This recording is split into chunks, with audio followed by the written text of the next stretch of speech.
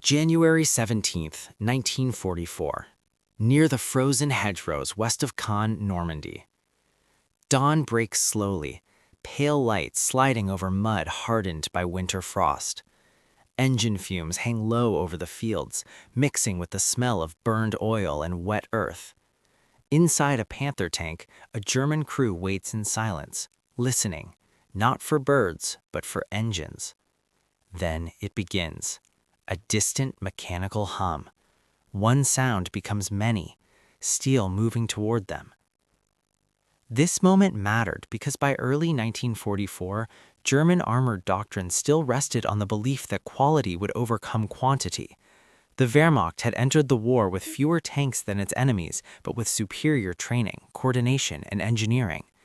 German tank aces, men like Michael Wittmann, Otto Carius, and Ernst Barkmann, had built reputations on battlefield dominance, often destroying dozens of enemy vehicles in single engagements. Their expectations were shaped by years of Eastern Front fighting, where Soviet attacks often came in waves that could be broken, halted, and exhausted. What they faced in Normandy would challenge that belief at its core.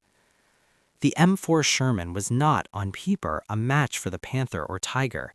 Its armor was thinner, its gun less powerful, its silhouette taller. German crews knew this. They had studied it, mocked it, nicknamed it. Intelligence briefings described the Sherman as mechanically simple and tactically inferior. Many German tankers expected American armored units to falter under concentrated fire, just as others had before. They believed that once enough Shermans burned, the advance would stop. But it did not stop. After the Allied landings in June 1944, Allied industry revealed its true weight. The United States had produced over 49,000 Shermans by the end of the war. In contrast, Germany produced roughly 6,000 Panthers and fewer than 1,400 Tigers of all variants combined. On the battlefield, this disparity translated into a psychological shock. German after-action reports repeatedly noted the same phenomenon. Destroyed Shermans were replaced within hours, sometimes minutes. A knocked-out American tank was not an end, it was a pause. Otto Carius later wrote that fighting American armor felt like trying to hold back the sea. Even after successful ambushes, new Shermans appeared along the same roads, advancing through smoke and wreckage. The sound became unmistakable, the steady, layered rumble of radial engines, one after another, overlapping until it was impossible to count them. That sound, engines, became the symbol of American abundance.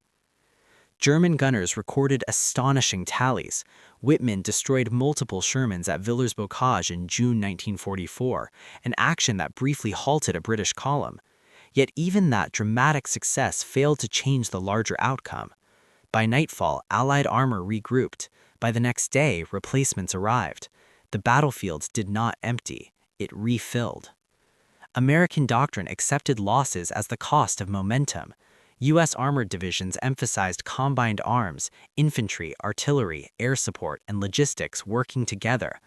When Shermans advanced, they did not come alone.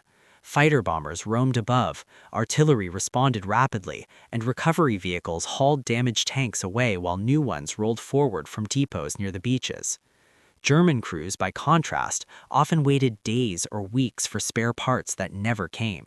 This contrast reshaped perception. German tank aces, trained to see battle as a test of skill and courage, were forced to confront an enemy whose strength lay not in individual machines, but in systems.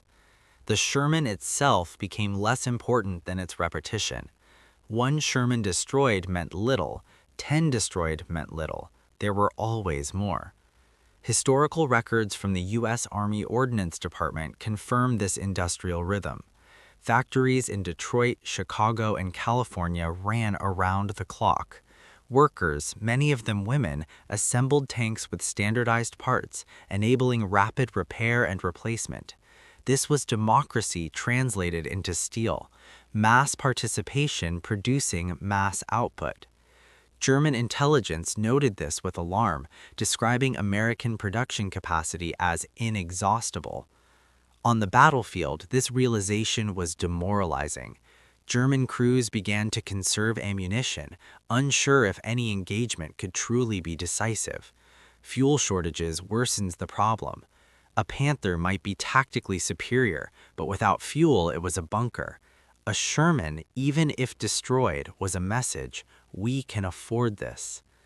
The recurring sound of engines marked this transformation. At first, German tankers listened for individual vehicles. Later, they listened for the scale. When the hum did not fade after the first engagement, when it grew louder instead of quieter, something shifted. Victory was no longer about winning a fight, it was about surviving a process. By late 1944, as American forces pushed toward the German border, this understanding hardened into certainty.